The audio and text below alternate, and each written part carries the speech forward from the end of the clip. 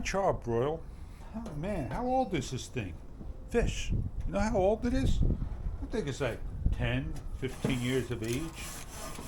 And I'm looking at a Weber. Oh man, that Weber, it was just on sale. $5.69, $6.79. Man, that sucker went right up to $8.99. Woo, man. And I like the way the Weber is. They had a 2-burner and a 3-burner, right? And the 2-burner was this way with burners going across. I'm thinking of the 3-burner, but I can't afford $8.69, $8.99. All of a sudden, it just jacked right up there.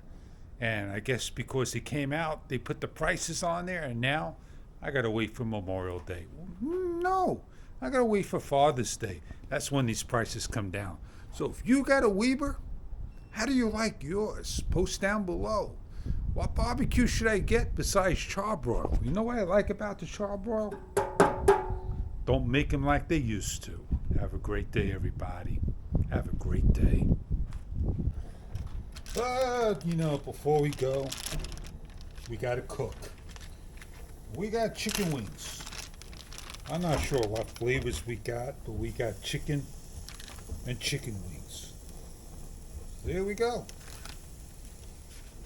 Yeah.